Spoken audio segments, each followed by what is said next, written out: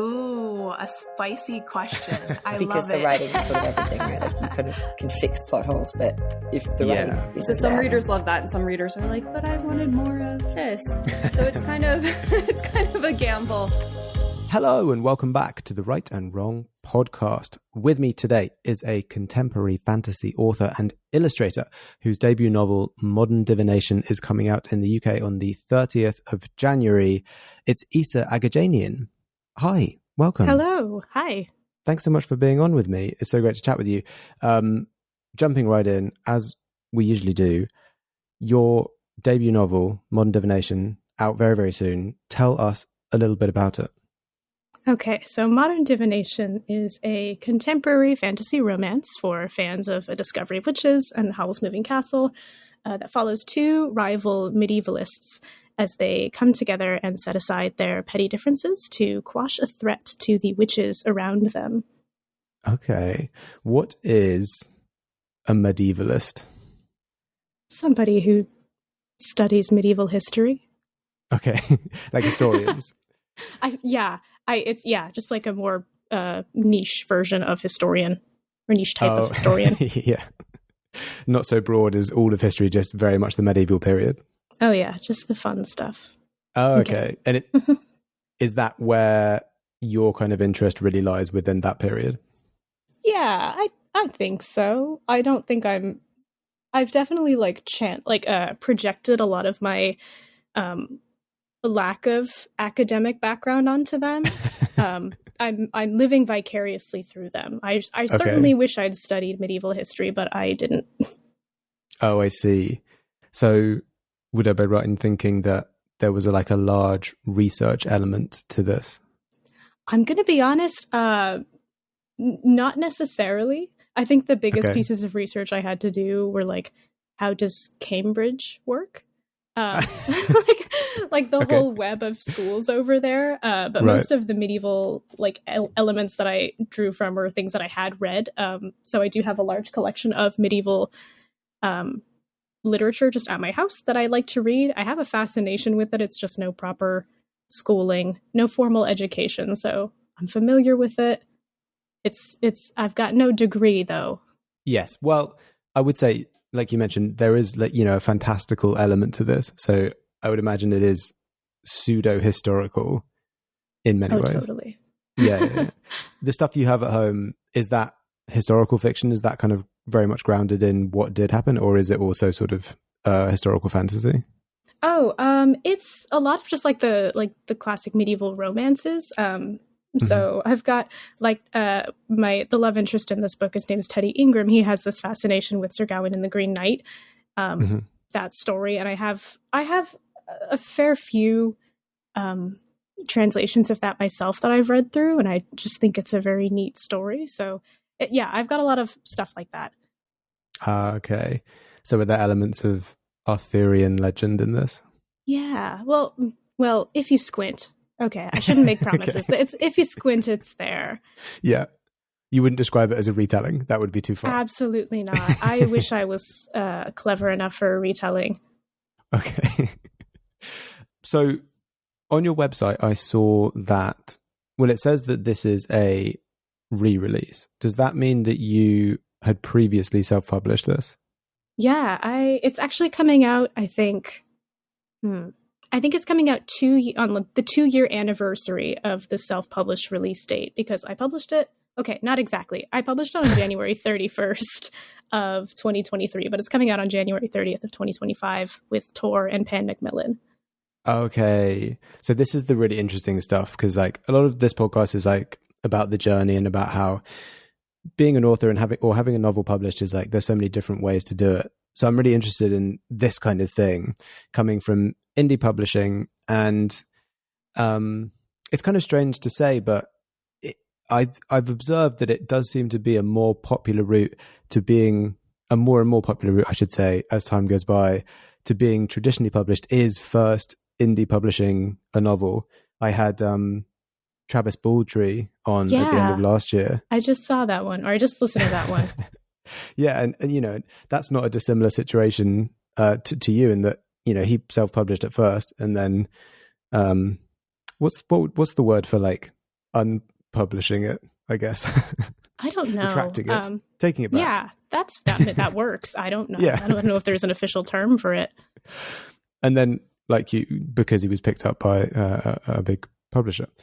So what kind of happened there? How did we get from you self-publishing to now it's coming out with a traditional publisher?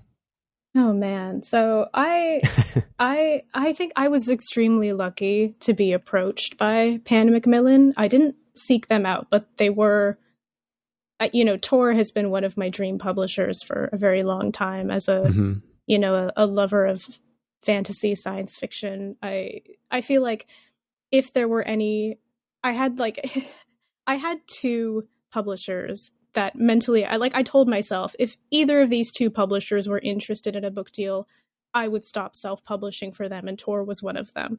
I think Del Rey was the other one, but now my list has broadened significantly. I'm just kind of like, if you're interested in a book, I'll just send it to you. But I wasn't actually going to pursue trad publishing for this book.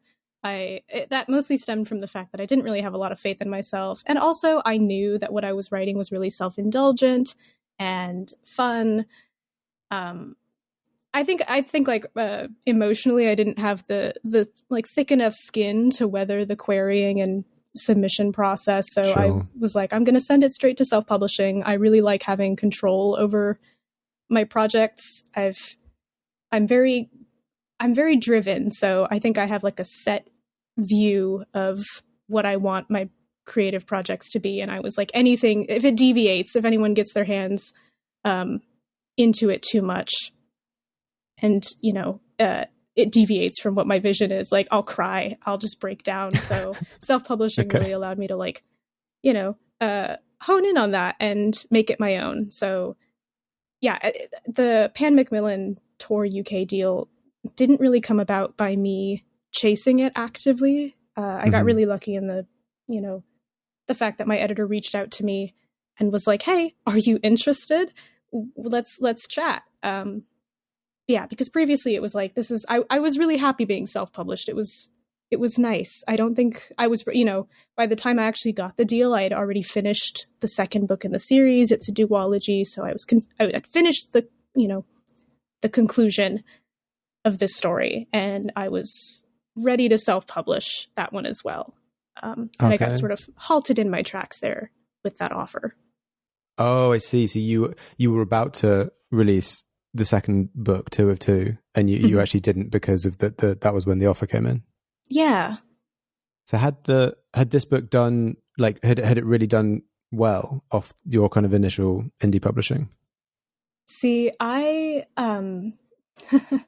I find that indie publishing, a lot of the community is online and not in person. And I it's been that way with trad publishing too, but I have had more of a community trad publishing, which meant that I wasn't really able to gauge what a good level of success was in indie publishing. I didn't really have people to be like, "Hey, tell me what you make in a month or how many copies you sell."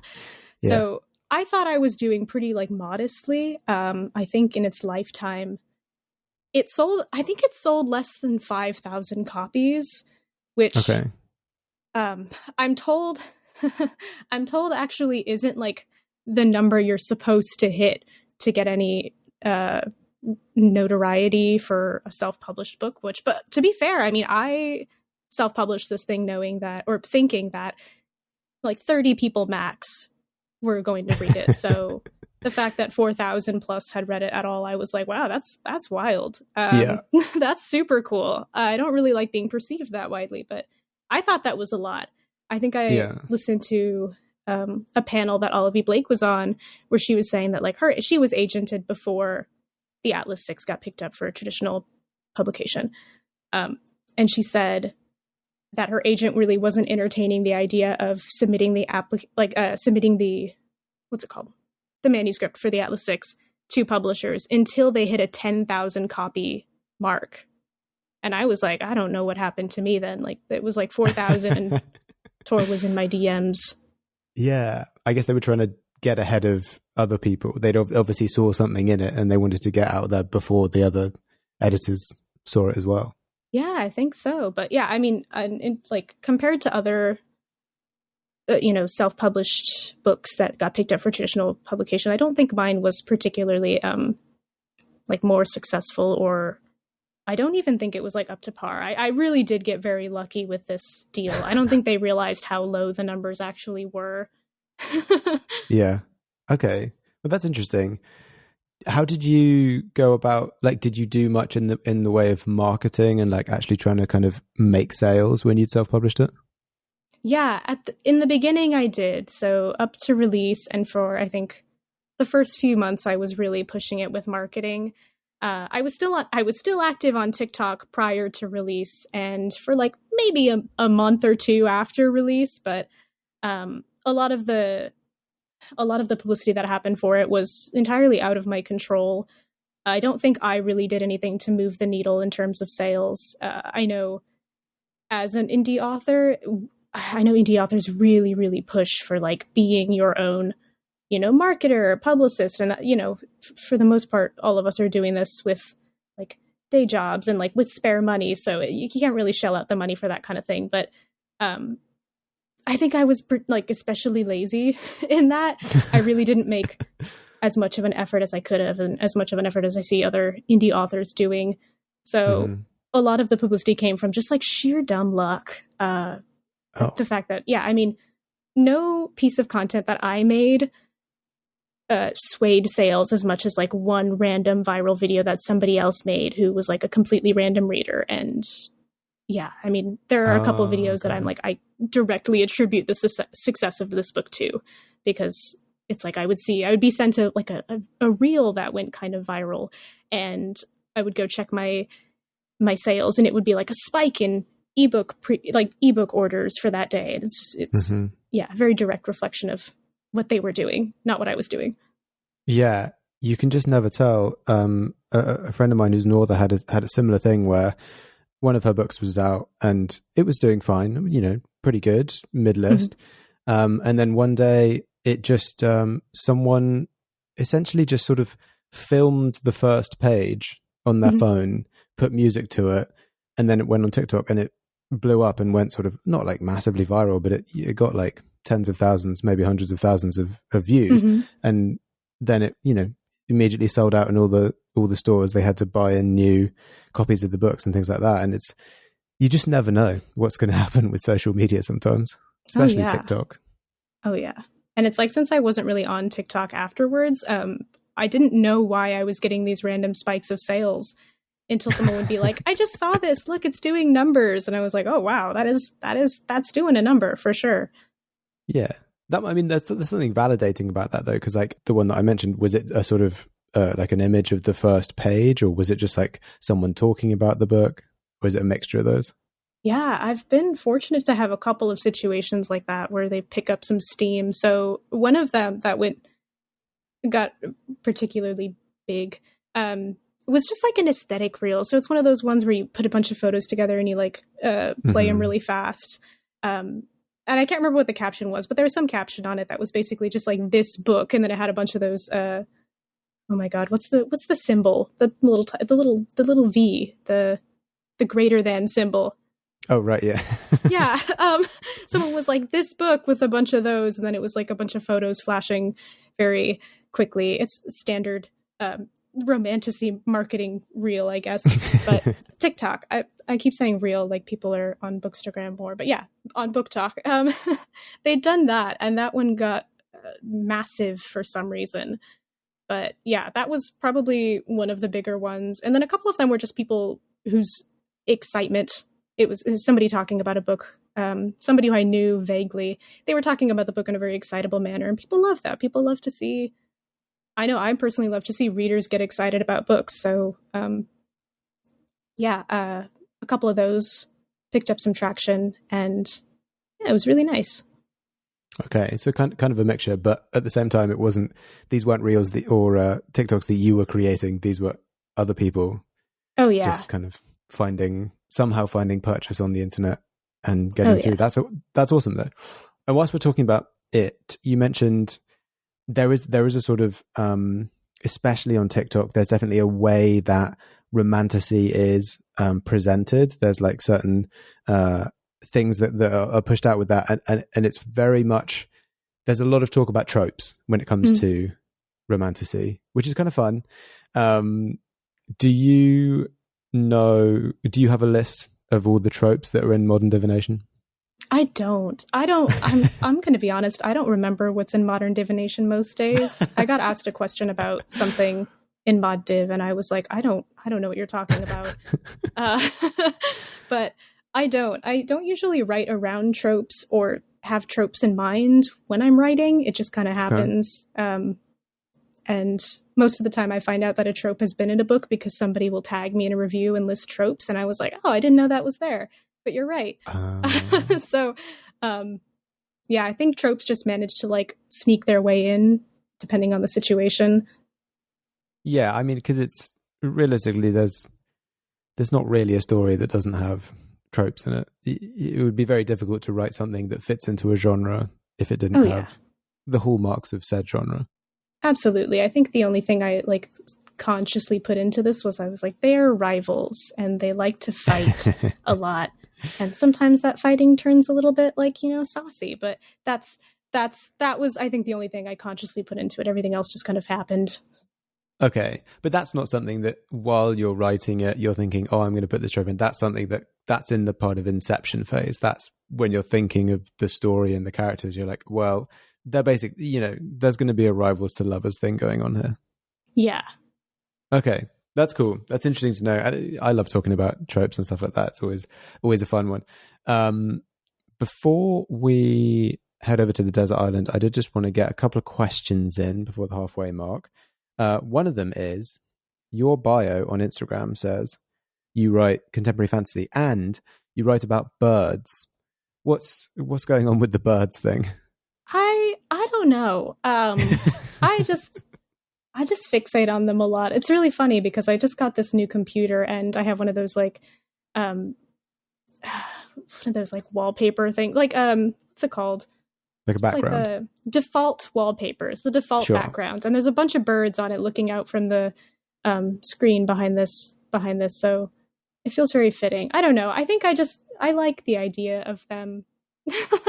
I don't even know what draws me to them. It's just I don't think I can appreciate something at a normal level. I think that once I kind of like something, I have to devote my entire being about to being about them. So yeah, I don't know. I think birds just as a concept really hit me.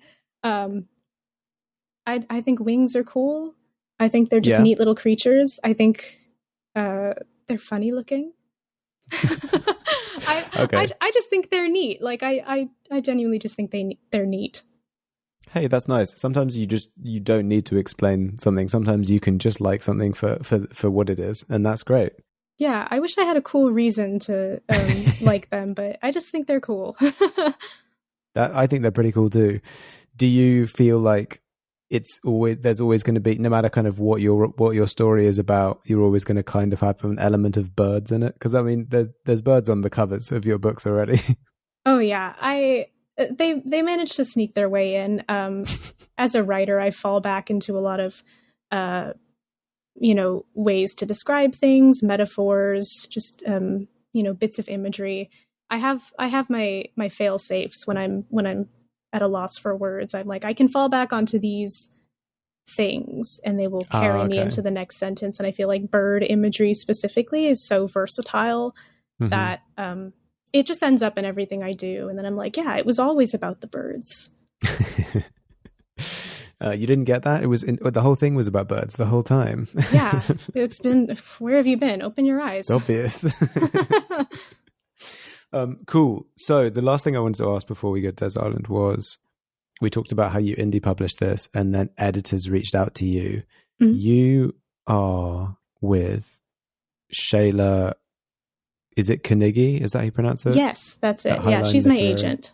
Yeah, so she's your agent. At what point, so between self-publishing and then signing with Tor Macmillan, at what point did Shayla come into the mix?